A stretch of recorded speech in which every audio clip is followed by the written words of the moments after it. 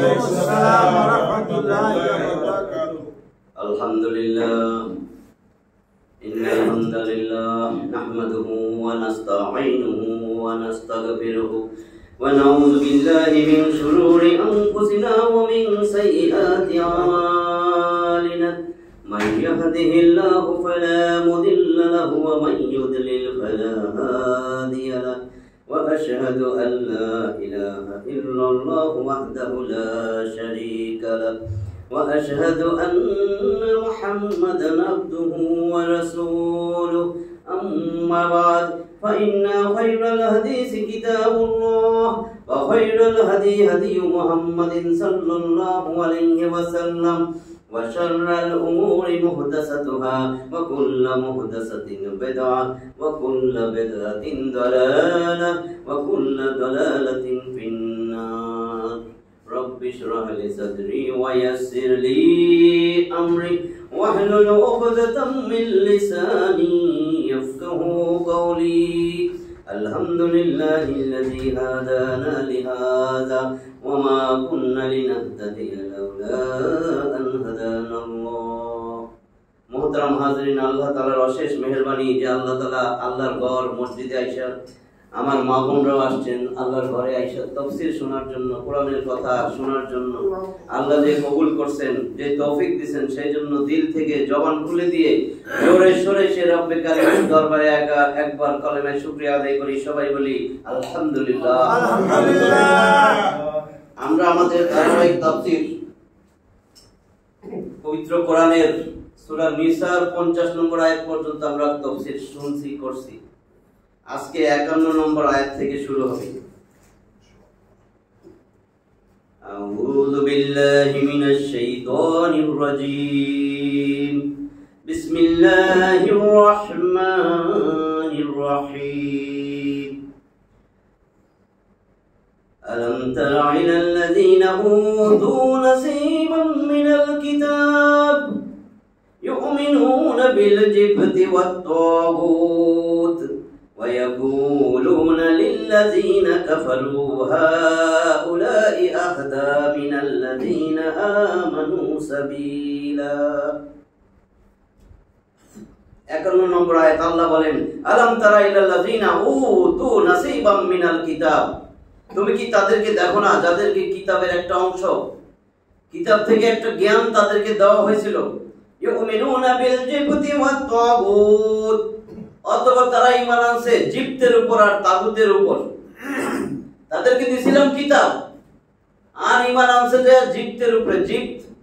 জিবত মানে হলো মূর্তি, প্রতিমা, ভাস্কর্য, জাদু, জাদুকর, ভেলকিবাজি, এটাকে বলে জিবত।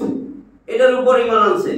মূর্তির কাছে যে চায়, মূর্তির ইবাদত করে আর জাদু বিশ্বাস করে, টিয়া পাখিরে দিয়া ভবিষ্যৎ গণনা করে, রাস্তা দেখেন নাই, এগুলো হলো জিবত। তারপর লটারি করে, আবার উষ্টা খায়, ঘরের থেকে বাইরে কয় আজকে আজ যাবো না, অশুভ, উষ্টা খাইছি, আছে না ভালো ভালো শিক্ষিত মানুষগুলো, কয় উষ্টা খাইছি ঘরের মধ্যে, না অমঙ্গল হবে, যাবো না। হায় হায় বিয়ে শাদী, না না শনিবার দেওয়া যাবো না, শুক্রবার, শনিবার শনির দশা, হায় হায় 13 নম্বরটা আসলে আল্লাহ কি থাকি না, হায় হায়, এগুলি সব জিবত, বুঝছেন নি? আর তাগুত, তাগুত মানে আল্লাহ ছাড়া আর কোনো উপাস্য খুঁজে নেওয়া। এটাও পারে, এটাও পারে, আল্লাহও দিতে পারে, এটাও দিতে পারে। তাগুত আপনার ইমানই না যদি তাগুতরে না ছাড়তে পারেন। একটা সত্য কথা, আমি আমারটা তো কোনোদিন বলি নাই। 2 নম্বর সূরা বাকারার 256 নম্বর আয়াত খুলবেন। সূরা বাকারা 2 নম্বর সূরা, বাকনা বাসুর সবাই জানেন, এটা আমরা তাফসীর করছি। 286টা আয়াত আছে, 256 নম্বর আয়াত। আপনি মানেন আর না মানেন, শুনেন আর না শুনেন, ইবাদত করেন না করেন, এটা আপনার ব্যাপার। এইজন্য জোর জবরদস্তি নাই। আল্লাহ প্রথম আয়াতে 256 প্রথমেই বলছে লা ইকরাহা ফিদ্দীন। ও নবী, এত কষ্টের দরকার নাই, জোর জবরদস্তি কইরা এরে আমার দলে আনার দরকার নাই। এরে কোরআনের কথা একবারে জোর জবরদস্তি শুনাইতে হবে, দ্বীনের ব্যাপারে জোর জবরদস্তি নাই। লা ইকরাহা ফিদ্দীন, তোমার কাজ আলাইকাল বালাগ ওয়া আলাইনাল হিসাব। 13 নম্বর সূরা রদ, বজ্রপাত আছে 43টা, 40 নম্বর আয়াতের কথা বললাম। এখানে আল্লাহ রাসূলকে বলেন ফা ইন্নামা আলাইকাল বালাগ ওয়া আলাইনাল হিসাব। এইখানে আলাইকা শব্দটা ফরজ অর্থে আসছে। গোটা কোরআনে ফরজ অর্থে কয়েকটা শব্দ আসছে, একটা হলো আলাইকা, একটা হলো কাতাবা, একটা হলো কুতিবা, কুতিবা আলাইকুমুল কিতাল, কুতিবা আলাইকুমুস সিয়াম, আছে না? কাতাবা ফরজ অর্থে আসছে 6 নম্বর সূরা আনামের 54 নম্বর আয়াতে, সেখানে আছে কাতাবা। সেখানে বলেছে কাতাবা রাব্বুকুম, তোমার রব নিজের উপরে ফরজ করেছেন আলা নাফসিহির রাহমা, যে সমস্ত মানুষের তিনি রহমত দিবেন। এইজন্য কাফের মুশরিকরা কিছু করে না, কারণ আল্লাহ নিজের উপরে ফরজ করে নিয়েছে বান্দার উপরে রহমত করবেন দুনিয়ার জন্য। আর রহমান লিদ দুনিয়া, দুনিয়ার জন্য তিনি রহমান, কিন্তু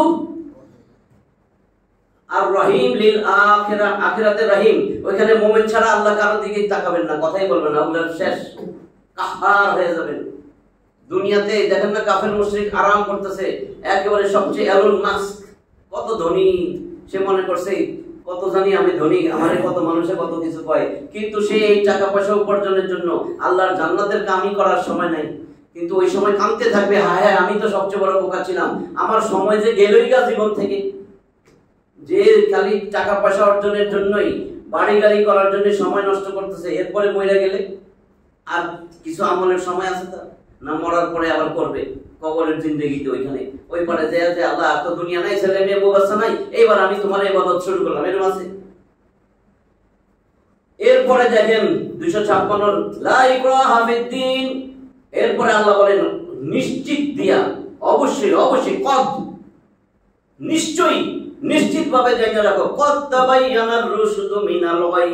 আর রুশদু নিশ্চিত তোমাদের সামনে, তাবাইয়ানা সুস্পষ্ট হয়ে গেছে কোনটা গোমরাহির পথ, কোনটা হেদায়েতের পথ। এখন কেউ জানে না এরকম নাই, কিন্তু কেউ কয় চুরি করা ভালো কাজ, জেনা করছি এটা তো অনেক ভালো কাজ, কেউ কয়নি। যে সুদ খায় সেও জানে সুদ খাওয়াটা তো উচিত না। তার মানে আল্লাহ দেখাই দিয়েছে কদ তাবাইয়ানা রুশদু মিনাল গাই। এখন কিন্তু তোমাদের কাছে সুস্পষ্ট, তাবাইয়ানা মানে অবশ্যই অবশ্যই তোমাদের কাছে পরিষ্কার হয়ে গেছে কোনটা সুপথ, কোনটা হেদায়েতের পথ, কোনটা গোমরাহির পথ। এরপরে আল্লাহ বলেন, এবার দেখেন ফামান ইয়াকফুর বিত-তাগুত ওয়া ইউমিন বিল্লাহ ফাকাদ ইসতামসাকা বিল উরওয়াতিল উসকা লাম ফিসামা লাহা। ফামান ইয়াকফুর বিত-তাগুত, কাজে এখন যেই ব্যক্তি তাগুতের সাথে সম্পর্ক ছিন্ন করবে, তাগুত এবং আমি আল্লাহর উপর ঈমান আনবে, তার ঈমান আমি কবুল করব, সে ইসতামসাকা, সে এমন একটা সুদৃঢ় হাতল ধরলো, আংটা ধরলো, কড়া ধরলো। উরওয়া, উরওয়া মানে আংটা, মজবুত হাতল, শক্ত রশি, মজবুত কিছু ধরলো, লাম ফিসাম আলাহা, যেটা কোনোদিন ভাঙবার নয়, ছিড়বার নয়। কে? যে তাগুতকে ছড়াইয়া এবার কয় আমি ঈমান আনছি, লা ইলাহা ইল্লাল্লাহ। তাগুতরে ধইরা রাখছে। তাগুত বুঝেন যে আল্লাহর কোরআন সুন্নাহ বিরোধী কোনো কথা বলে সেটারে আপনি সাপোর্ট দেন, আল্লাহ খোদা বিরোধী কোনো আইন করে সেই আইন আপনি মাইনা নেন শান্তিতে, এবং যে আল্লাহ আর আল্লাহর আইন বিরোধী কোনো গঠনতন্ত্র বানায় কোনো দলে, সেটার দলের অনুসারী আপনি হন। আপনার জীবনে কোনোদিন আল্লাহ ঈমানই কবুল করবে না। ঈমানই নাই আপনার, নামাজ রোজা হজ যাকাত সেজদা কোথায় যাবে? আল্লাহ অনেকবার আয়াতে বলছে, দেখেন প্রত্যেকটা জায়গায় আমি এটা আসেই, দেখেন না খেয়াল করে যে আমি কি বানায় কই। এই দেখেন এখানে তাগুত, তাগুতের ব্যাখ্যা জানতে হবে না? তাগুত কি? প্রত্যেকটা জায়গায় জায়গায় আল্লাহ বলে তাগুতকে ছাড়ো, তাগুতকে ছাড়ো, তুমি এখনো ঈমানদার না, তুমি এখনো ঈমানদার না। তাগুত হয়েছে আল্লাহর রাসূল, আপনার আদর্শ। সেই জায়গায় যদি আল্লাহর রাসূলকে বাদ দিয়ে আরেকটা আদর্শ বানান, আপনি তাগুতকে ধরলেন। এখনো পরিষ্কার না? আল্লাহকে আমি তো পরিষ্কার করে দিয়েছি, তাহলে আল্লাহটা মিথ্যা। আল্লাহ কয় কদ, কদ না দিয়া বলতে পারছেন, কদ মানে অবশ্যই, নিশ্চয়ই। তোমাদের কাছে তো সুস্পষ্ট হয়ে গেছে কোনটা গোমরা কোনটা সঠিক পথ। তারপর কেন তুমি দুনিয়ার লোভে পড়া কেন এই সমস্ত নোংরা অনুসারী খুঁজে বেড়াও?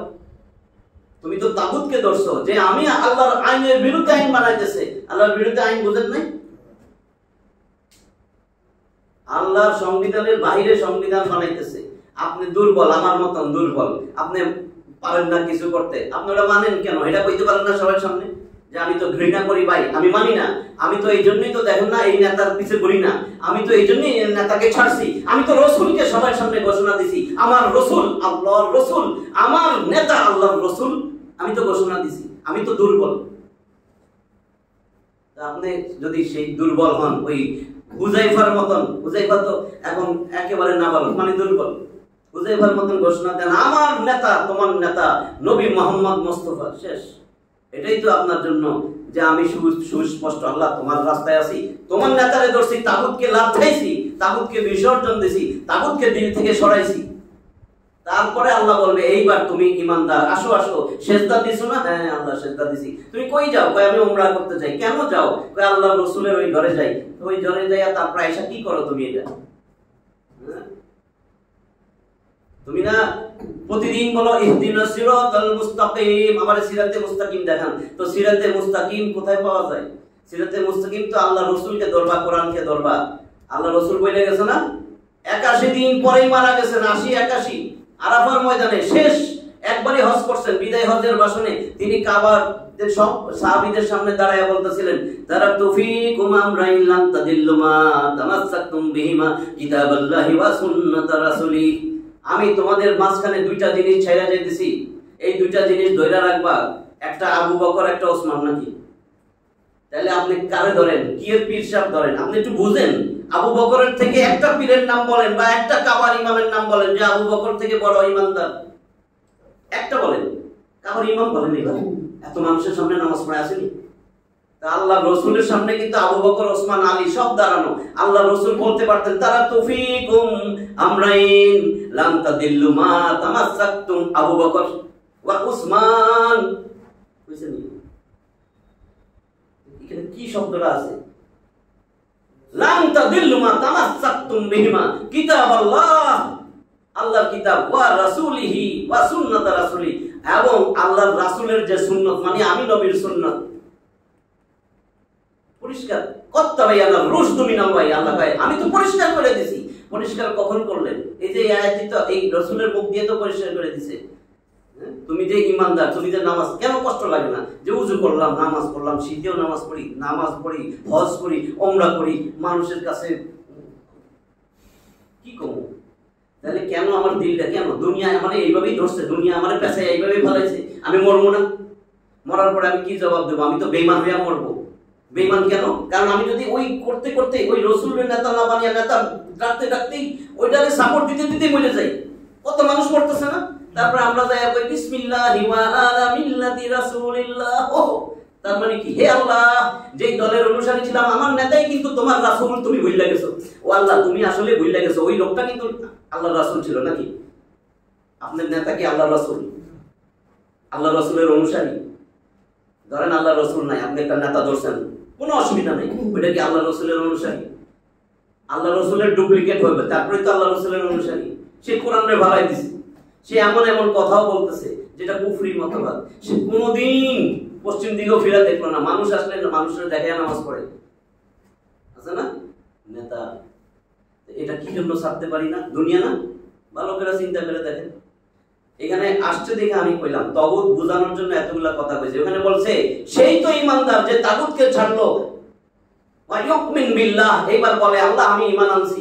তারপরে প্রথমে কইছে তাগুতকে ছাড়ো, তারপরে ঈমান আনো। আমরা কই আমরা কালেমা পড়ছি, আমরা নামাজ হজ যাকাত করি, কিন্তু তাগুত আমাদের আব্বা হুজুর, আমার নেতা। এবার দেখেন তো 16 নম্বর সূরা নাহলে কি বলছে?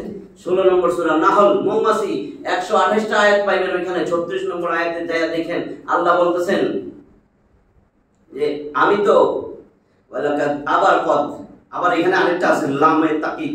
লামে যদি জবর থাকে টান নাই, লাম আলিফ জবর, লাম আলিফ জবর যদি না হয় ওইটা হলো লা, মানে না, লা ইলাহা ইল্লাল্লাহ, আল্লাহ ছাড়া কোনো মাবুদ নাই। ওই লায়ে টান আছে, লা। দেখবেন লামের উপরে জবর আছে, সামনে একটা খালি আলিফ, লাম আলিফ জবর, লা মানে না। আর যদি আলিফটা না থাকে লাম জবর লা, এই লা টান দিলে হবে অবশ্যই, এটাতে টান দেওয়া যাবে না। লাই টান দিলে হয় না, টান না দিলে হয় অবশ্যই। এটাকে বলে লামে মাফতুহা, লামে জবর, লামে তাকিদ। যদি বলেন লা না, আর যদি এখন লা ইলাহা পড়েন কেউ যদি এরকম করে বলেন লা ইলাহা ইল্লাল্লাহ, তার মানে অবশ্যই আল্লাহ ছাড়া মাবুদ আছে। লাই টান না দিলে অবশ্যই, তাহলে এখানে আল্লাহ কিন্তু লামের টান ছাড়া বলছে লাকাদ, অবশ্যই অবশ্যই দুইবার। লাকাদ বাআসনা ফি কুল্লি উম্মাতির রাসূলা, প্রত্যেক উম্মতের মাঝখানে প্রত্যেক জাতির জন্য আমি রাসূল পাঠাইছি। কেন পাঠাইছি? আনি'বুদুল্লাহ ওয়াজতানিবুত তাগুত। এই যে তানাবা ইয়াজতানিবু, এই যে তিনাবুন ভাবে ইফতিয়াল থেকে আসছে ইজতিনাবুন, এর অর্থ আনি'বুদুল্লাহ, আমি এজন্যই পাঠাইছি যে তোমরা একমাত্র আমি আল্লাহর ইবাদত করবা। ওয়াজতানিবুত তাগুত, আর তাগুত থেকে দূরে থাকবা। কি বলতেছে এটা আল্লাহ? আল্লাহ কয় তোমরা তাগুতের সাথে সম্পর্ক ছিন্ন করবা, তাগুত থেকে দূরে থাকবা, এই যে তানাবা বর্জন করবা তাগুতকে। আর আমরা তাগুতের লগেই আছি, আবার আমরা কই কি একবার আমি আবার উমরায় যাব বছরে। ও লোকটা না 3 বার উমরা করে, ও তো আসলে দুনিয়ায় পাওয়ার জন্য করে, মানুষ জানবে সে উমরা করে আইছে। ওরে বাবা, এটা তো সাইনবোর্ড। এই সাইনবোর্ড যখন আসে তখন কয় কি আমি হাজি, আমার এই যে মসজিদে একটা চেয়ার ঢুকেলাম, পিছনে লেখা সৌজন্যে আলহাজ মোহাম্মদ, এরকম। এই আলহাজ কেন লিখলেন? মানুষকে জানানোর জন্য। আলহাজ তো আল্লাহর জন্য করলেন। কুল, হে নবী বলেন, ইন্না সলাতি ওয়া নুসুকি ওয়া মাহইয়ায়া ওয়া মামাতি লিল্লাহি রাব্বিল আলামিন। 6 নম্বর সূরা আনাম আছে 165টা আয়াত। 162 তে দেখবেন আল্লাহ রাসূল বলেন, হে নবী আপনি বলেন, ইন্না সলাতি, নিশ্চয় আমার নামাজ, ওয়া নুসুকি, আমার যাবতীয় কর্ম পদ্ধতি, ব্যবসা বাণিজ্য, চাকরি বাকরি, যত কোরবানি, কোরবানি দিয়া সব বুঝাইছে, আমার যত কোরবানি আছে, ওয়া মামা, ইন্না সলাতি ওয়া নুসুকি ওয়া মাহইয়ায়া ওয়া মামাতি, আমার জীবন আমার মরণ সব আল্লাহর জন্য। আমার হজটা কার জন্য? আমি এই চেয়ারটা, একটা চেয়ারও ছাড়তে পারলাম না, মসজিদে চেয়ার দিয়ে গেছি, এটাও লিখতে হবে সৌজন্যে আমার অমুক। তাগুতরে বিসর্জন দিতে বলছেন, তা না হইলে আপনার ঈমান নাই। এটা তো ক্লিয়ার হয়েছে, এটা আল্লাহর কথা। আল্লাহর কথা যদি যাচাই করতে যান কোন আলেমের কাছে, কি উপায় হবে যে আল্লাহ এটা কইছে, এটা তো আল্লাহর ভুল হয়ে গেল, এটা আল্লাহ সরি বললো না কেন? নাউজুবিল্লাহ। হ্যাঁ, আর একটা কিতাব বাইর কইরা যে ওই কিতাবের নাম দিবেন সুন্দর করে, অসুবিধা কি? কিতাবের নাম অসুবিধা কি? যে আমরা নামাজ তো পড়ি, নেতা একটা ধরলাম রাসূলের বাদ দিয়া, অসুবিধা কি? বইয়ের নামটা যদি অসুবিধা কি দেয়, সুন্দর চলবে। কিন্তু এখানে কি বলছেন? আলাম তারা ইলাল্লাযিনা উতু নাসিবাম মিনাল কিতাব, তুমি কি তাদের প্রতি লক্ষ্য করো না? আল্লাহ রাসূল বলে, যাদেরকে আমি কিতাবের একটা অংশ দিছি, জ্ঞান দিছি, ইউমিনুনা বিল জিবত, তারপরও তারা বিশ্বাস করে জিবতের উপরে। ওই যে বলছিলাম গণক, ঠিক আছে, মূর্তি, প্রতিমা, ভাস্কর্য, জাদু, জাদুকর, ভেলকিবাজি, ভেলকি, ওয়া তাগুত, এবং তাগুতরে মাইনা চলে, তাগুতরে বিশ্বাস করে, ওর পিছে পিছে ঘুরে, ওর সামসা হইছে। ওয়া ইয়াকুলুনা লিল্লাযিনা কাফারু, এবং তারা বলে, যারা কুফরি করতেছে, যারা কাফের, তাদেরকে বলতেছে, হাউলাই আহদা মিনাল্লাযিনা আমানু সাবিলা। এই যে মুসলিম দেখতেছো, মুমিন যারা ঈমান আনছে আল্লাহর উপরে, ওই কাফেরগুলা এই মুমিনের থেকেও সঠিক পথে আছে। বুঝছেন নি জিনিসটা? মক্কার মুশরিকরা বলতেছে, কাফেররা কয় এই যে মুমিন যারা আছে না, মুমিনের থেকে এরা ভালো, এই কাফেরগুলা এরা ভালো, এরা সঠিক পথে আছে। বুঝতে পারছেন না? ইহুদিরা এরকম করতো,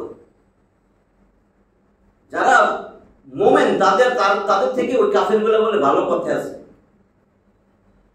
এই আয়াতে ইহুদিদের ব্যাপারে বলছে, ইহুদিদের আরেকটা কর্মের প্রতি বিস্ময় প্রকাশ করা হচ্ছে। তারা কিতাবধারী হওয়া সত্ত্বেও, কিতাব তো পাইছে ইহুদিরা, তা সত্ত্বেও ইহুদিদের কিতাব কি? তাওরাত।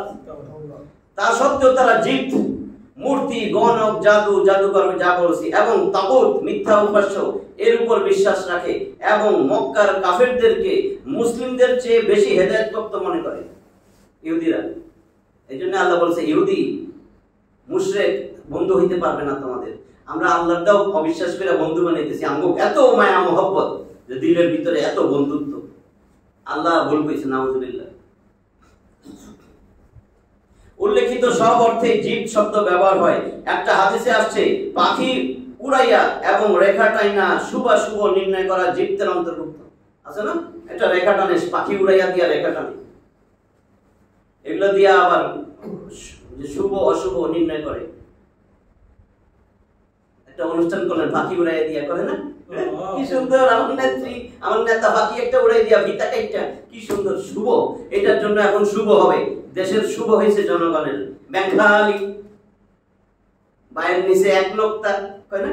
ব্যাংখালি বায়ের নিচে এক নোক্তা, একা সবাই শরীরের মধ্যে নোক্তা দিয়ে দিছে। টাকা তুলতে গেলে টাকা পাওয়া যায় না, সব টাকা শেষ, নিজের কষ্টের টাকা আরেকজনের লুট করে লয়ে চলে গেছে। তাও কেউ সংস্কার চায় না, বিচার চায় না, যে আগে বিচার হোক শয়তানের বাচ্চাগুলার, তারপরে ইলেকশন। 17 বছর ইলেকশন হয় নাই, পারি নাই থাকতে, এখন এত ইলেকশন কিসের? কিসের ইলেকশন? যেগুলো মানুষ মারছে, হত্যা করছে, মানুষ পড়াইছে, ব্যাংক ডাকাতি করছে, ওগুলার 14 গোষ্ঠীর আগে বিচার হবে। এটা হলো যে সত্যিকার অর্থে মানুষ, সে বলবে। আর যে পশু, সে বলবে election election election election election. আর যে মানুষ, সে বলবে সুবহানাল্লাহ, আলহামদুলিল্লাহ, আল্লাহু আকবার, লা ইলাহা ইল্লাল্লাহ। আর যে অমানুষ, ইলেকশন ইলেকশন ইলেকশন ইলেকশন, ঘুম নাই, ইলেকশন। সমস্যা করবে, তারা সব চলে গেছে। যত কিছু দেখতেছেন এই শুভ অশুভ নির্ণয় করা, এগুলো সব শয়তানের কাজ। আরো শয়তানের কাজ আল্লাহ বলছে সূরা মাইদা 90 নম্বর আয়াত। দেখেন, একটা থেকে একটা যাইতে হয়। সূরা মাইদা, খাদ্য পরিবেশিত টেবিল, 120টা আয়াত আছে। আমি কেন বলি? যাতে মিলাইতে পারেন, যে চাপা মেরা যায় না। একটা 90 নম্বর আয়াত বলেন, ইয়া আইয়ুহাল্লাযীনা আমানু, আল্লাহ আদর করে ডাকে, হে ঈমানদারগণ, ইন্নামাল খামরু ওয়াল মাইসিরু ওয়াল আনসাবু ওয়াল আজলামু রিজসুম মিন আমালিশ শাইতান ফাজতানিবুহু লাআল্লাকুম তুফলিহুন। হে ঈমানদারগণ, ইন্নামাল খামরু, নিশ্চয় মদ, ওয়াল মাইসির, জুয়া, ওয়াল আনসাবু, প্রতিমা, মূর্তি, ভাস্কর্য বলে গেছিল না? তা আল্লাহর আয়াতগুলো কই যাবে? এটা কইলেও দোষ, এটা তো আল্লাহর কথা, আমার না। তো আমি আপনাদের দেখাই দিলাম নাম্বার কইয়া, যেটা আমি বলতেছি না, এটা আল্লাহ বলতেছে, আল্লাহর জবান থেকে। রসুল, কোরআনের কথা কি রসুল বলছে? এটা তো আল্লাহর বাণী। রসুল, যে আমি যেরকম কইতেছি এরকম কইছে। তাহলে 4টা কথা বলছে, ইন্নামাল খামরু ওয়াল মাইসিরু ওয়াল আনসাবু ওয়াল আজলামু। আজলামু মানে লটারি, ভাগ্য নির্ধারক তীর। 10 টাকা সরকারি প্রাইজ বন্ড, 10 টাকা 40 লক্ষ টাকা পুরস্কার, কিনছেন না? এগুলা হারাম। শুনেন নাই? রাস্তায় রাস্তায় 10 টাকায় 40 লক্ষ টাকা পুরস্কার। আল্লাহ বলতেছেন, হে ঈমানদারগণ, কারে বলছে? আপনারে, আমারে, কাফেররে কয় নাই, মুশরিকরে কয় নাই, নাস্তিকরে কয় নাই। এখানে যারা আছি, ধরেন সবাইরে কইতেছে, আম বলে, ইয়া আইয়ুহাল্লাযীনা আমানু, হে ঈমানদারগণ, নিশ্চয়ই, ইন্নামাল খামরু ওয়াল মাইসিরু ওয়াল আনসাবু ওয়াল আজলামু।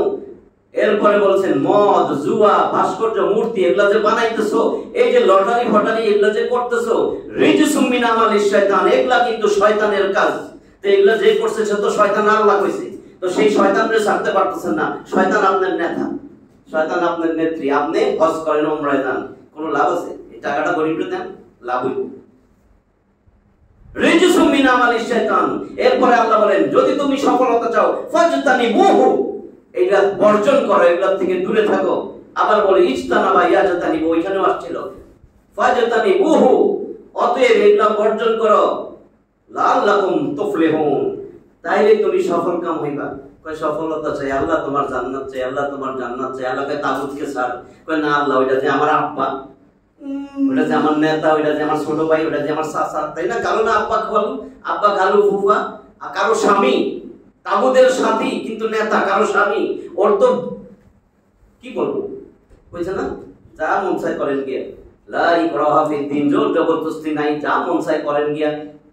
নাটক করেন না আল্লাহর সাথে, নামাজ রোজা হজ যাকাত করেন, এত দুর্বল ঠুনকো ঈমান যে এই নেতা নেত্রী ছাড়তে পারেন না। তার মানে চিন্তা করেন তো আপনার ঈমানটা কোথায়?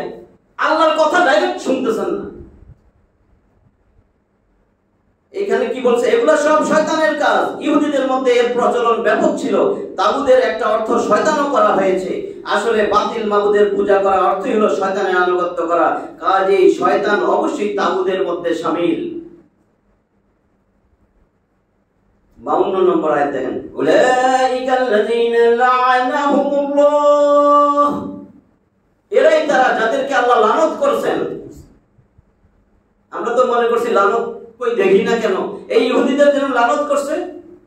সূরা ফাতিহা বলেন না, ওয়াইলিল মাগদুবি আলাইহিম ওয়ালাদ-দাল্লিন, কি কইতেছি? হে আল্লাহ এই ইহুদি খ্রিস্টান থেকে বাঁচাই রাখো, এদের সাথে যেন বন্ধুত্ব না হয়। কার লগে করেন বন্ধুত্ব? এদের পথে নয়, যারা আল্লাহ ইহুদি, যারা খ্রিস্টান। উলাইকাল্লাযিনা লাআনাহুমুল্লাহ। এখন তাগুদের সাথে যারা চলে, তাগুদের কর্মী যারা, তাগুদ সহ নিজেও যদি তাগুদ হই, তাহলে আল্লাহর লানত। কয়েক চোখে তো দেখি না, দেখবেন পরে। ওয়ামান ইয়ালআনিল্লাহু ফালান তাজিদা লাহু নাসীরা। ওয়ামান ইয়ালআনিল্লাহ, আল্লাহ যাদেরকে অভিশাপ দেন, যারা অভিশাপ দেন, ফালান কোশ্চিন কালেও তাজিদা লাহু নাসীরা, কোশ্চিন কালেও তুমি তাদের মধ্যে তাদের জন্য কোনো সাহায্যকারী পাইবা না। আল্লাহ জানাই দিয়েছে আমি সাহায্য জীবনও করব না, কোশ্চিন কালেও না। 53 নম্বর আয়াত, আম লাহুম নাসীবুম মিনাল মুলক ফাইযা লা ইউতুনান নাসা নাকিরা। দেখেন কি বলে, আম লাহুম নাসীবুম মিনাল মুলক, তবে কি তাদের জন্য রাজত্বে কোনো অংশ আছে? আল্লাহ বলেন, তবে কি আল্লাহর রাজ্যে তাদের কোনো অংশ আছে? ফাইযা লা ইউতুনান নাসা নাকিরা, যদি থাকতো, এই ইহুদিরা যদি রাজত্ব পাইতো এরকম, তাহলে তো তারা লোককে খেজুরের আটির পিঠে বিন্দু পরিমাণও দান করতো না। খেজুরের আটির পিঠে, খেজুরের আটি দেখছেন না, ফালাই দিলে ওইখানে একটা খাস কাটা আছে দেখবেন, ওর ভিতরে দেখবেন শুকিয়ে গেলে একটা সুতার মতন একটা পাতলা আবরণ, এই পরিমাণ, এটারে ফাতিলা বলে অনেক জায়গায়, এই পরিমাণও কিছু মানুষের দিবে না। এরা দেখছেন ইহুদি মাইরা ফালাইতেছে যে গাজায়, না খেয়ে মরে যেতেছে বাচ্চাগুলা, কোনো দয়া মায়া আছে? উপর থেকে খাবার ফালাইছে, জানে খাবার ফালাইলে ধরতে যাবো, গুলি মেরে ফেলেছে। কত আগের আয়াত এবার মিলতেছে, 1400 বছর আগে। দেখেন কি বলে এখানে, জিজ্ঞাসা সূচক বাক্যটি অস্বীকৃতি সূচক। আল্লাহ কিন্তু প্রশ্ন করে আবার দেখেন যে অস্বীকৃতি, যে এদেরকে রাজত্ব দিলে, ইহুদি যদি এখন রাজত্ব পায়, রাজত্ব দিলে কারোর কিছু দিবে না, বিন্দু মাত্র দিবে না। খেজুরের শুকনো বীজের উপরে যে আবরণ, পাতলা ওই গর্তটা কাটা দাগ, এটার ভিতরে যে পাতলা আঁশের মতন, এই পরিমাণও কিছু দিবে না তারা। আল্লাহ রাসূলের জানাইতেছেন, অর্থাৎ তার রাজ্যে তাদের কোনো অংশ নাই। এতে তাদের কোনো অংশ থাকলে এই ইহুদিরা এত কৃপণ, তারা মানুষকে, বিশেষ করে মুহাম্মদ সাল্লাল্লাহু আলাইহি ওয়াসাল্লামকে একটা নাকির পরিমাণও কিছু দেয় না। আর নাকির বলা হয় খেজুরের আটির পিঠের বিন্দুকে। 54, আম ইয়াহসুদুনান নাস আলা মা আতাহুমুল্লাহু মিন ফাদলিহি ফাকাদ আতাইনা আলা ইব্রাহিমাল কিতাবা ওয়াল হিকমাহ ওয়া আতাইনাহুম মুলকান আযীমা। আম ইয়াহসুদুনা, হাসাদা, ইয়াহসুদু, হাসাদা, সূরা ফালাকে পড়ছি না একেবারে শেষের দিকে, হাসাদা আছে না সূরা ফালাক, পাইছেন? ওমিন শাররিন নাফাসাতি ফিল উকাদ ওমিন শাররি হাসিদিন ইযা হাসাদ। হাসাদ মানে হিংসা, হিংসা করা। এখানে বলছেন আম ইয়াহসুদুনান নাসা, তারা কি তবে লোকদেরকে হিংসা করে? কোন লোকদেরকে? আলা মা আতাহুমুল্লাহু মিন ফাদলিহি, যাদেরকে আল্লাহ তার দয়া অনুগ্রহ দান করছেন। আল্লাহ যাদেরকে অনুগ্রহ দান করছেন, তবে কি তারা সেই লোকদেরকে হিংসা করে? ফাকাদ আতাইনা, আল্লাহ বলেন অবশ্যই, নিশ্চয়ই, কত আমি তো দান করেছি, দিয়েছি, আলা ইব্রাহিমাল কিতাবা ওয়াল হিকমা, ইব্রাহিমের বংশধরদেরকে কিতাব এবং হিকমা, ওয়া আতাইনাহুম মুলকান আযীমা, এবং তাদেরকে দিয়েছি বিশাল রাজত্ব।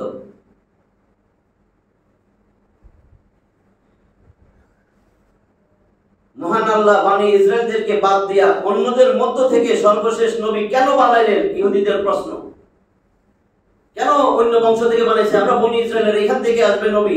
অনেক নবী কিন্তু বনি ইসরায়েল থেকে দিয়েছিলেন, অনেক নবীদের হত্যাও করছে, মানেও নাই। আর এই কথা ব্যতীত যে নবুয়ত হলো আল্লাহর সবথেকে বড় অনুগ্রহ, আল্লাহ নিজ অনুগ্রহে মানুষকে যা দিয়েছেন, সেই জন্য কি তারা তাদেরকে হিংসা করে? ইব্রাহিমের বংশধর কেউ তো ধর্মগ্রন্থ ও প্রজ্ঞা প্রদান করেছিলাম এবং তাকে বিশাল রাজ্য দান করেছিলাম। 55, فمنهم من آمن به ومنهم من صد عنه وكفى بجهنم سعيرا।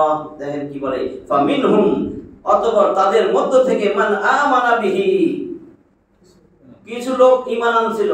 নবী মুহাম্মদ সাল্লাল্লাহু আলাইহি ওয়াসাল্লাম বুঝাইতেছেন যে তোমার উপরে এদের থেকে কেউ কেউ তোমার উপরে ঈমান আনছে। ওয়া মিনহুম মান সাদ্দা আনহু, আবার সাদ্দা আনহু তাদের মধ্যে থেকে অনেকে মুখ ফিরাই নিছে, অস্বীকার করছে যে এই বংশ থেকে কেন নবী দিল, আমাকে বংশতে দিল না। ওয়া কাফা বিজাহান্নামা সাঈরা, আল্লাহ বলে এদের জন্য জাহান্নামের আগুনই যথেষ্ট। অর্থাৎ ইব্রাহিম আলাইহিস সালামের বংশধর বনি ইসরাইলদেরকে আমি নবুয়ত এবং বিশাল রাজত্ব ও বাদশাহীও দিয়েছি, তা সত্ত্বেও ইহুদিদের সমস্ত লোক তাদের উপর ঈমান আনে নাই, নিজেদের বংশ থেকে নবীর উপর ঈমান আনে নাই। কিছু লোক ঈমান এনেছিল এবং কিছু লোক ঈমান আনা থেকে মুখ ফিরিয়ে নিয়েছিল। অর্থাৎ হে মুহাম্মদ সাল্লাল্লাহু আলাইহি ওয়াসাল্লাম, এদের আপনার নবুয়তের উপর ঈমান আনা আর না আনা কোনো নতুন কথা নয়। এটা তো হে ইব্রাহিম আলাইহিস সালামের বংশ থেকে নবী দিয়েছি, এদের উপরও ঈমান আনে নাই অনেকের উপরে।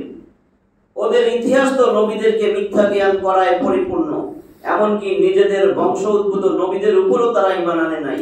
কেউ কেউ আমানা বিহিতে, এই যে হি সর্বনাম, এই থেকে নবী করিম সাল্লাল্লাহু আলাইহি ওয়াসাল্লামকে বুঝাইছেন যে এই ইহুদিদের মধ্য থেকে কিছু সংখ্যক মানুষ নবী করিম সাল্লাল্লাহু আলাইহি ওয়াসাল্লামের উপর ঈমান এনেছে আর কিছু সংখ্যক মানুষ অস্বীকার করেছে। নবুয়তের এই অস্বীকারকারীদের পরিণামই হলো জাহান্নাম।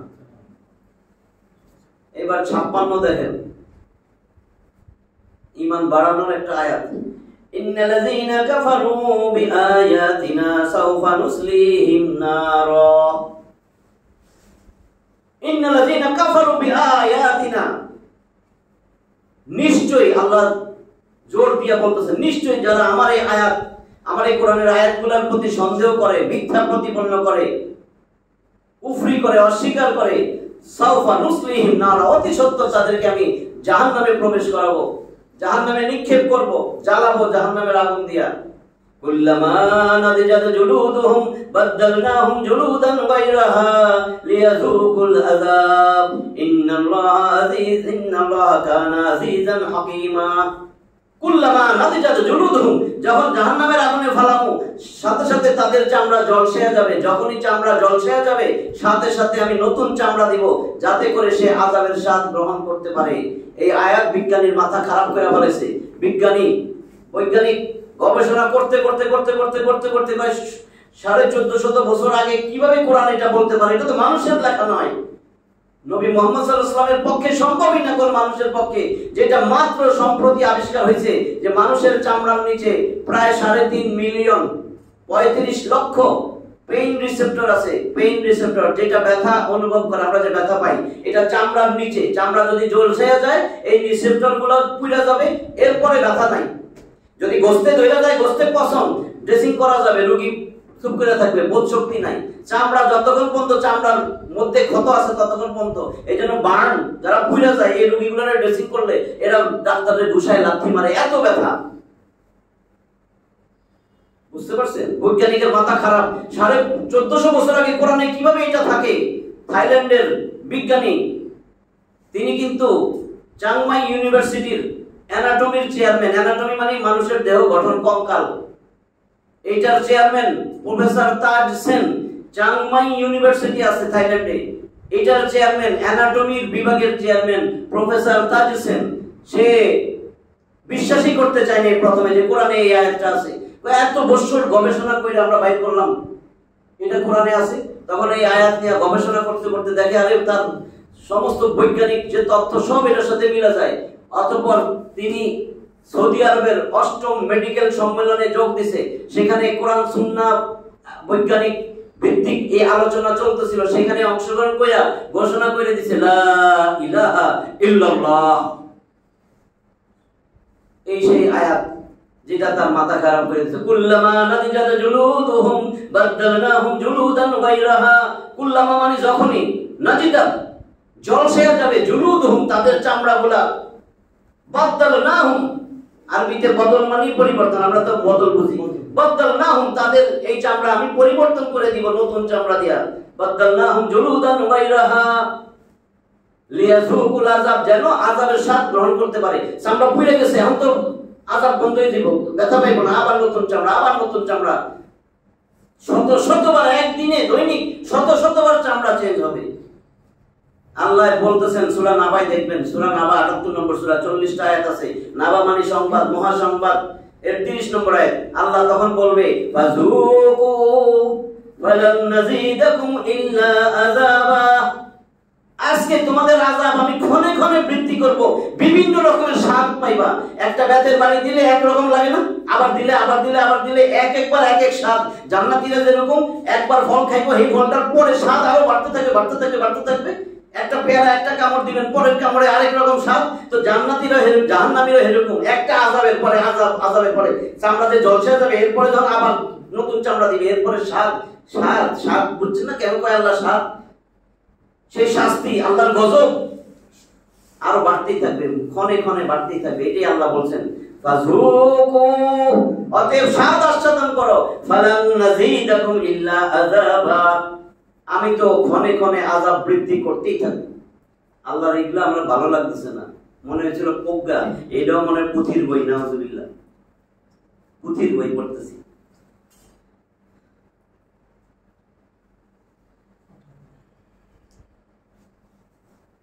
এখানে রয়েছে জাহান্নামের শাস্তি ও আযাবের ভয়াবহতা, তার বিরতিহীনতা এবং তার একাধারে অব্যাহত থাকার বর্ণনা। এই আয়াত কোন সাহাবী থেকে বর্ণিত উক্তিতে এসেছে যে চামড়ার এই পরিবর্তনের কাজ দিনে কয়েক শতবার হবে।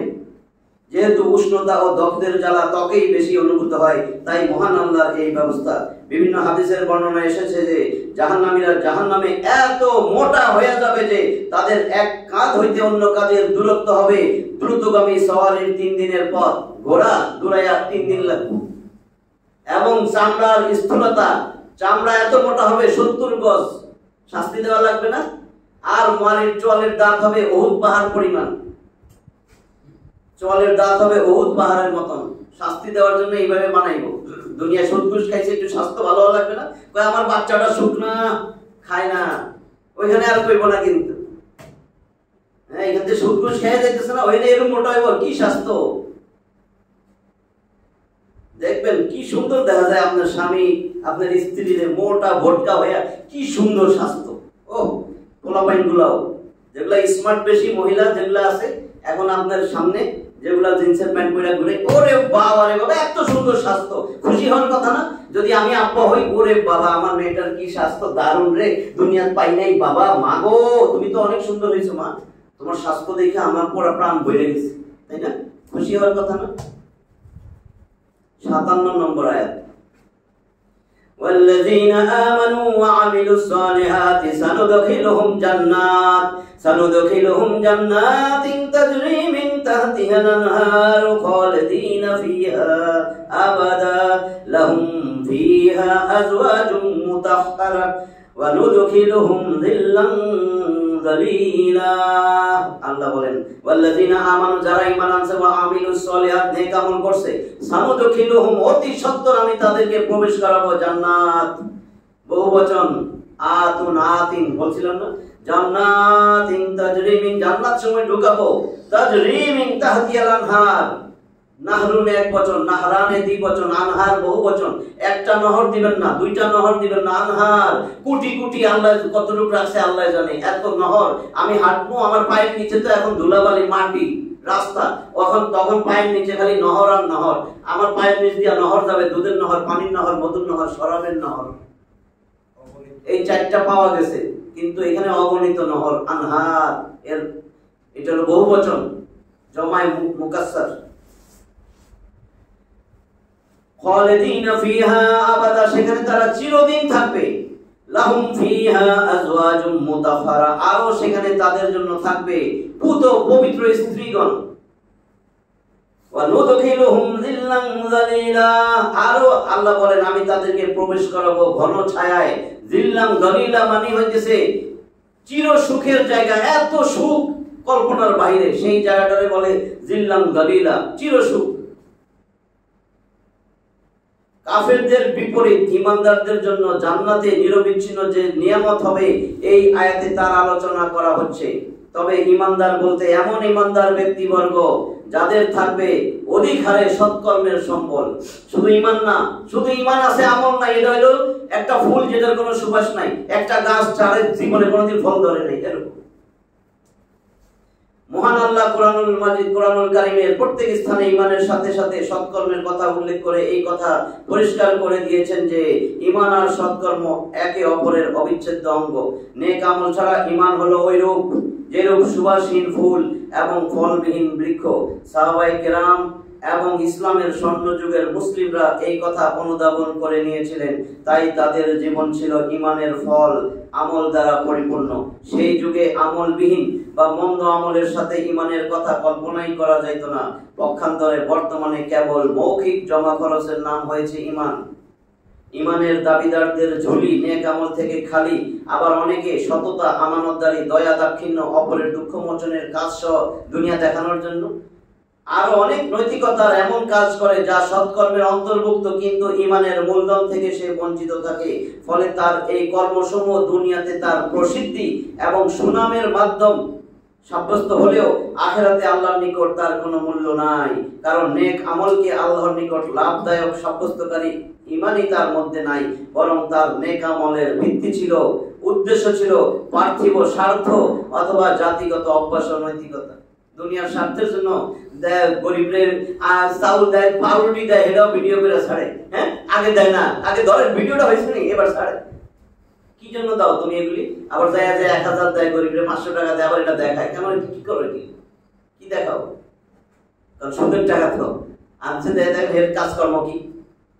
চিরস্নিগ্ধ ঘন ও পবিত্র ছায়া বলতে ওই জিল্লাম জালিলা, পবিত্র ছায়া বলতে পরিপূর্ণ আরামকে বোঝানো হয়েছে।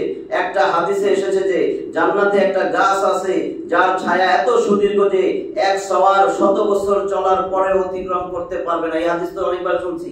দ্রুতগামী ঘোড়া 100 বছর ধরে অতিক্রম করতে পারবে না। এটা হলো শাজারাতুল খুলদ, চিরস্থায়ী গাছ, মুসনাদে আহমদ। বুখারীর জান্নাতের বিবরণ যে অধ্যায়, সেখানেও এটা পাবেন। 58 নম্বর সূরা, 58 নম্বর আয়াত। 58 ইন্নাল্লাহা ইয়া'মুরুকুম আন তু'আদ্দুল আমানাতি ইলা আহলিহা। ইন্নাল্লাহা, নিশ্চয় আল্লাহ, ইয়া'মুরুকুম, তোমাদেরকে নির্দেশ দিতেছেন, আন, যে, তু'আদ্দুল আমানাতি ইলা আহলিহা, তুমি তোমার কাছে যে আমানত আছে এটা যার, তার কাছে আমানতটা বুঝায় দাও, আমানত ফিরিয়ে দাও। যার যার আমানত তোমার কাছে রাখা আছে সেই আমানতটা উপযোগী লোকের কাছে ফিরিয়ে দাও। এটা আল্লাহর নির্দেশ।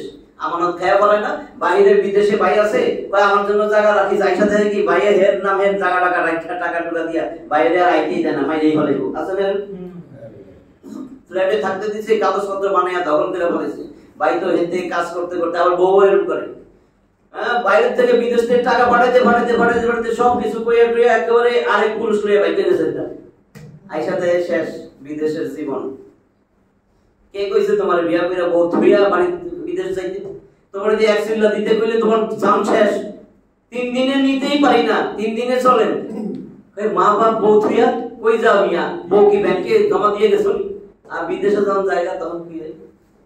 বিদেশে তো 3 দিনের জন্য যায় না, না এক সিল্লার জন্য যায়। দেখছেন কারো ছেলে মেয়ে বিদেশ 40 দিনের জন্য গেছে চাকরি করতে। এইসব কিন্তু অনেক প্রশ্ন আল্লাহ রাস্তায় বাড়িতে গেলে। কিন্তু বিদেশ জায়গা নতুন বিয়া করে বউ থইয়া তোমার কে কইছে এগুলো? কোন জায়গায় আছে, কোন সিস্টেমে আছে, কোন ধর্মে আছে? বউটা আজকে বিয়া করে কালকে থইয়া চলে গেল। ওয়া ইযা হাকামতুম বাইনান নাস, মানুষের মধ্যে যখন তুমি ফয়সালা করো, তোমরা ফয়সালা দাও, বিচার ফয়সালা করো, আন তাহকুমু, তখন তোমরা এমন ভাবে ফয়সালা দিবে, বিল আদল, ন্যায় বিচারের সাথে, ইনসাফের সাথে বিচার করবা। ইন্নাল্লাহা নি'মা ইয়াইযুকুম বিহ, আল্লাহ তো তোমাদেরকে অনেক অনেক উত্তম উপদেশ দিতেছেন। ইন্নাল্লাহা কানা সামিআন বাসীরা, নিশ্চয় আল্লাহ সব শুনেন, সব দেখেন। অধিকাংশ মুফাসসিরিনদের নিকট এই আয়াত, এই যে এখন যেটা বললাম, আমানত যার প্রাপ্য তার কাছে পাঠিয়ে দাও, এই আয়াতটা অনেকে বলেন উসমান বিন তালহা রাদিয়াল্লাহু তাআলা আনহুর ব্যাপারে নাজিল হয়েছে। তিনি বংশগতভাবে কাবা শরীফের তত্ত্বাবধায়ক। এদের বংশেই কাবা ঘরের চাবি থাকতো এবং তার চাবি রক্ষক ছিলেন।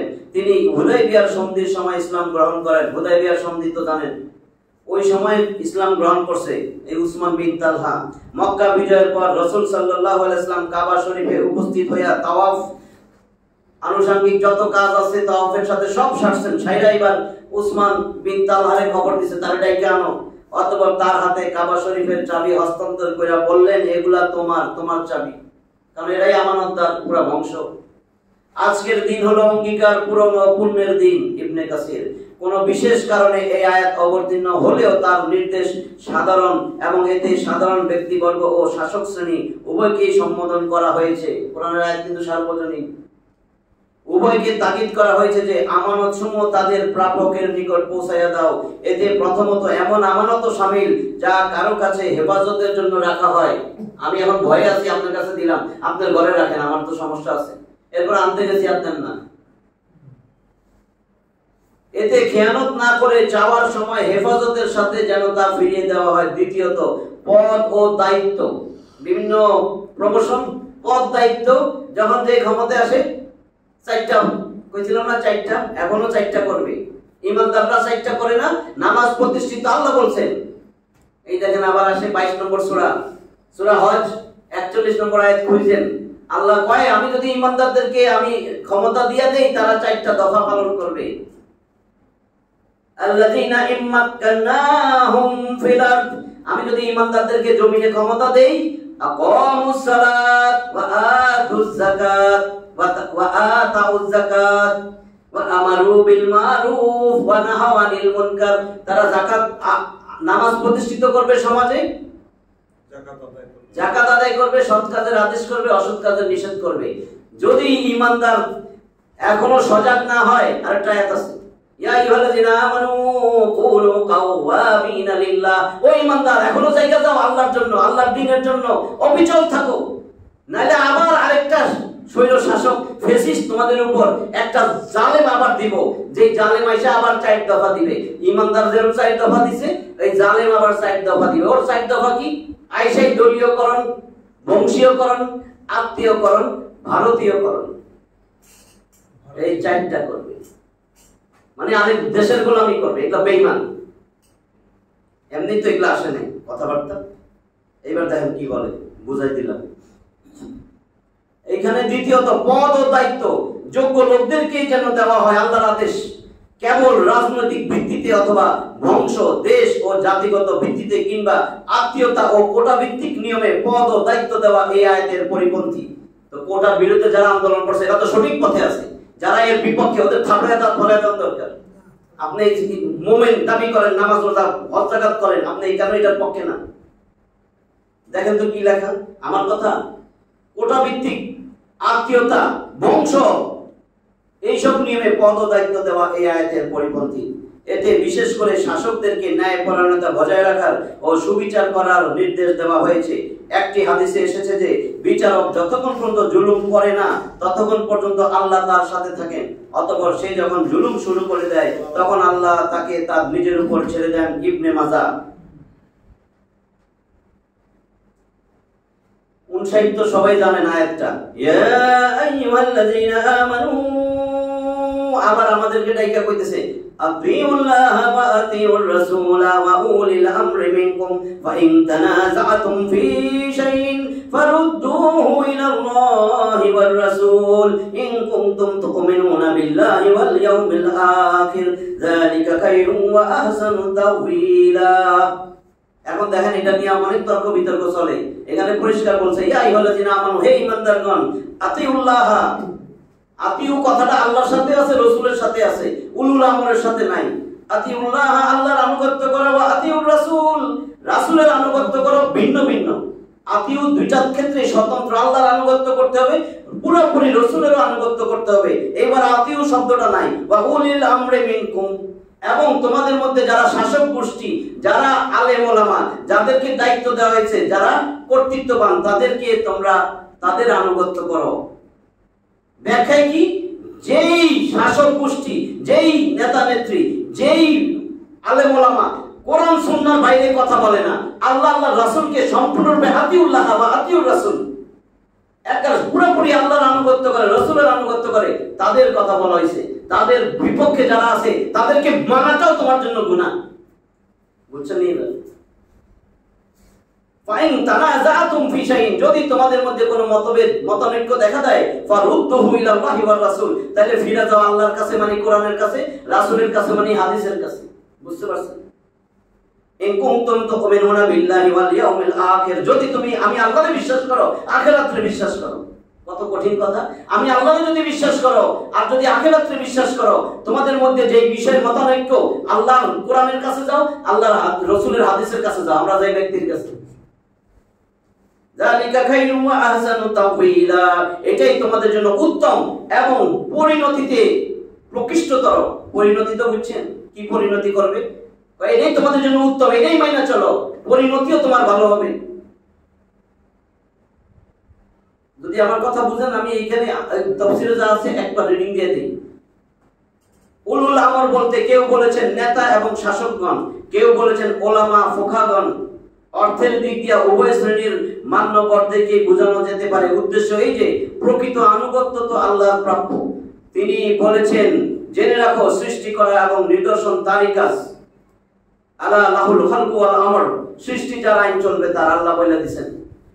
ইনিল হুকমু ইল্লা লিল্লাহ, বিধান দেওয়ার ব্যাপারে একমাত্র আল্লাহরই অধিকার আছে, আর কারো বিধান দেওয়ার অধিকার নাই। সূরা ইউসুফের 40 নম্বর আয়াত। কিন্তু রাসূল সাল্লাল্লাহু আলাইহি ওয়াসাল্লাম যেহেতু মহান আল্লাহর ইচ্ছার এক নিষ্ঠাবান প্রকাশক এবং তার সন্তুষ্টির পথগুলো মানুষের কাছে তুলে ধরার ব্যাপারে তিনি তার প্রতিনিধি, এই জন্য মহান আল্লাহর স্বীয় আনুগত্যের সাথে সাথে রাসূল সাল্লাল্লাহু আলাইহি ওয়াসাল্লামের আনুগত্য করাকেও ওয়াজিব করে দেন এবং বলেন যে রাসূলের আনুগত্য করলে প্রকৃতপক্ষে তারই আনুগত্য করা হয়। 4 নম্বর সূরা নিসা 80 নম্বর আয়াতে আছে, মান ইউতি রাসূলা ফাকাদ আতা আল্লাহ, আল্লাহ রাসূলের আনুগত্য করলে আল্লাহর আনুগত্য হয়ে যাবে। যে ব্যক্তি রাসূলের আনুগত্য করলো সে আল্লাহরই আনুগত্য করলো। এই কথা থেকে পরিষ্কার হয়ে যায় হাদিস ও কোরআনের মতো দ্বীনের দলিল। এছাড়া আমির ও শাসকের আনুগত্য করাও জরুরি। ভালো করে শুনেন, কারণ হয় তারা আল্লাহ ও তার রাসূলের নির্দেশের বাস্তবায়ন করেন, অথবা সকল মানুষের কল্যাণ সাধনের ব্যবস্থাপনা ও তার রক্ষণাবেক্ষণ করেন। এ থেকে প্রতীয়মান হয় যে আমির ও শাসকের আনুগত্য করা জরুরি হলেও তা একেবারে শর্তহীনভাবে নয়, বরং তা আল্লাহ ও তার রাসূলের আনুগত্যের শর্ত সাপেক্ষে। বুঝছেন তো? আল্লাহ রাসূলের আনুগত্য যেই শাসক করবে না তারে মানতেই মানা করছে। ওয়ালা কতই মানা ফালনা কলবাহু আন যিকরিনা ওয়াত্তাবা হাওয়া। আর আয়াত আছে 18-28, তোমরা তাদেরকে মানবা না, তাদেরকে মানবা না যাদের অন্তরকে আমি আমার স্মরণ থেকে গাফেল করে দিয়েছি। কারণ এরা নিজের মন মতন চলে, এরা নিজের মন মতন আইন বানায়, নিজের প্রবৃত্তির নিজের খায়েশ পুরা করে।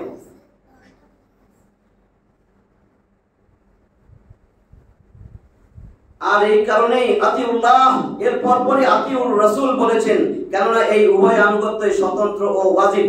পক্ষান্তরে উলুল আমর বলেন নাই, কারণ উলুল আমর বা শাসকের আনুগত্য স্বতন্ত্র নয়। আর হাদিসে বলা হয়েছে যে আল্লাহর অবাধ্য চরণে কোন সৃষ্টির আনুগত্য নাই। যে আল্লাহর অবাধ্য তার কোনো আনুগত্য নাই। মুসলিম শরীফের বর্ণনায় এসেছে আল্লাহর অবাধ্যতায় কোনো আনুগত্য নাই। বুখারীর বর্ণনায় আসছে আনুগত্য হবে কেবল ভালো কাজে। শাসকের কথা শুনতে হবে এবং তার আনুগত্য করতে হবে যতক্ষণ না আল্লাহ তার রাসূলের অবাধ্যতা হবে। আলেম ওলামার ব্যাপারটাও অনুরূপ। যদি তাদেরকে শাসকদের মধ্যে শামিল করা হয়, অর্থাৎ তাদের আনুগত্য এই জন্যই করতে হবে যে তারা আল্লাহ ও তার রাসূলের যাবতীয় বিধিবিধান বর্ণনা করেন এবং তার দ্বীনের জন্য পথ প্রদর্শকের কাজ করেন। বোঝা গেল যে দ্বীনি বিষয় এবং দ্বীন সম্পর্কীয় কার্যকলাপে আলেম ওলামা শাসকদের মতোই এমন কেন্দ্রীয় মর্যাদা সম্পন্ন যে জনসাধারণ তাদের প্রতি রুজু করে থাকে। তবে তাদের আনুগত্য ততক্ষণ পর্যন্ত করা যাবে যতক্ষণ পর্যন্ত তারা জনসাধারণকে আল্লাহ ও তার রাসূলের কথাই শোনাবেন। কিন্তু তাদের বিপদগামী বা কোরআন ও সুন্নাহর বিপরীতগামী হওয়ার কথা স্পষ্ট হলে তাদের আনুগত্য করা যাবে না, বরং এই অবস্থায় তাদের আনুগত্য করলে বড় অপরাধ ও বড় গুনাহ হবে। বুঝছেন নি?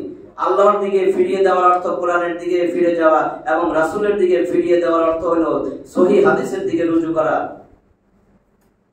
এটাই শেষ। আলাম তারা ইলাল্লাযীনা ইয়াযকুমুনা আন্নাহুম আমানু বিমা উনজিলা ইলাইকা ওয়া মা উনজিলা মিন ক্বাবলিক, তুমি কি তাদেরকে দেখো না যারা দাবি করতেছে যে আমরা ঈমান আনছি, তোমার উপরে যা নাযিল হয়েছে, তোমার পূর্বে যা নাযিল হয়েছে সবকিছুর উপর ঈমান আনছি। তুমি তাদের দিকে খেয়াল করো না যারা এটা বলে ইউরিদুনা আন ইয়াতাহাকামু ইলা তাগুত, অথচ তারা তাগুতের কাছে বিচার দাবি করে। বুঝছেন জিনিসটা? তুমি কি তাদের দিকে দেখো না যারা বলে তোমার উপরে যা আসছে সব মানে তোমার আগে যে কিতাব নাযিল সেগুলোর উপরে ঈমান আনছে, অথচ তাগুতের পিছে পিছে ঘুরে তাগুতের ফয়সালা মাইনা চলে, তাগুতের কাছেই বিচার দাবি করে। আমরা কার কাছে যে দাবি করি বলেন তো? মিলে তাগুতের কাছে দাবি করি না? কোরআনের আইন আছে, কোরআনের বিধান আছে। তারপরে বলছে ওয়াকাদ উমিরু আন ইয়াকফুরু বি, অথচ তাদেরকে আদেশ দেওয়া হয়েছিল এদেরকে অস্বীকার করো, এদেরকে মাইনো না। কি বলবেন? আমি বানাইছি? ওয়ায়ুরিদু শাইতান, কিন্তু শয়তান চায় আন ইউদিল্লাহুম দালালাম বাইদা, কিন্তু শয়তান চায় সবাইরে একেবারে তাদের সবাইরে পথভ্রষ্ট করবে, এমন পথভ্রষ্ট একেবারে শেষ সীমানায় নিয়ে ছাড়বে, যাতে শয়তানের কাজই ছিল সমস্ত কেউ যেন আর আল্লাহর শুকরগুজার বান্দা না হইতে পারে, সব যেন জাহান্নামে যায়। সে চ্যালেঞ্জ করে আসছিল না? তুমি কি তাদেরকে দেখো না যারা দাবি করে নিশ্চয়ই তারা ঈমান আনছে তার উপর যা নাজিল করা হয়েছে তোমার প্রতি এবং যা নাজিল করা হয়েছে তোমার পূর্বে। তারা তাগুতের কাছে বিচার নিয়ে যেতে চায়, অথচ তাদেরকে এই নির্দেশ দেওয়া হয়েছে তাগুতকে অস্বীকার করতে, আর শয়তান চায় তাদেরকে ঘোর বিভ্রান্তিতে বিভ্রান্ত করতে। আমরা 10টা আয়াত পড়লাম, শুনলাম, আমি কোরআনের বাইরে কিচ্ছু বলি না, এই জন্য আমি এতগুলো রেফারেন্স দিছি যাতে দিলের ভিতরে কষ্ট লাগলেও বুঝেন এটা তো আল্লাহ কইছে। কষ্ট লাগিয়া যদি ফেরত আসেন আপনার উপকার। আমাদের দায়িত্ব দিয়ে দিছে যে যেইটুক জানে ওয়া আলাইকাল বালাগ, তোমার কাজ তুমি পৌঁছায় দাও, ওয়া আলাইনাল হিসাব, আল্লাহ কয় আমি হিসাব নিব। আল্লাহর হিসাব কেমন হবে? কাজে এগুলা যেন বোঝার চেষ্টা করি। আর এখনো সময় আছে, মরি নাই তো, না মরা পর্যন্ত তো আমার সময় আছে। এখন তওবা কইরা সঠিক পথে ফিরে আসি। মইরা যখন যাবো অসুস্থ হয়ে যাবো আর পারবো না, ইচ্ছা করলেও পারবো না। কাজেই আল্লাহর রাস্তায় ফিরে আসি, আল্লাহর কোরআনের কাছে ফিরে আসি, নবীকে আদর্শ মানি, আল্লাহর আদেশ কথাবার্তা আল্লাহর হুকুম এটা মাইনা চলার চেষ্টা করি। এই দুইটার বাইরে যাওয়া যাবে না, কোরআন সুন্নাহর বাইরে। যদি মুখ থেকে ফসকাইয়া কোনো খারাপ কথা বইলাও যেন না ফেলাই যেটাতে ঈমান চলে যাবে, দূর মিয়া দেখছি না কত, এগুলা যেন না বলি। নিজে না মানতে পারি, চুপচাপ থাকি। আল্লাহ আমাদের যা ভুল ত্রুটি হয়েছে কথাবার্তায়, কারণ আমরা তো মানুষ, আল্লাহ যেন আমাদেরকে মাফ করেন। আর নিয়মিত যাতে এই কোরআনের কথা যেখানে হয় সেখানে অংশগ্রহণ করতে পারি, এর সাথে সাথে ঈমানের সাথে যেন আল্লাহ আমাদের মৃত্যু দেয়, শহীদ তৌফিক যেন আল্লাহ আমাদের দেয়। ওয়া আখিরু দাওয়ানা আলহামদুলিল্লাহি রাব্বিল আলামিন। পুরুষরা আগে চলে যায়।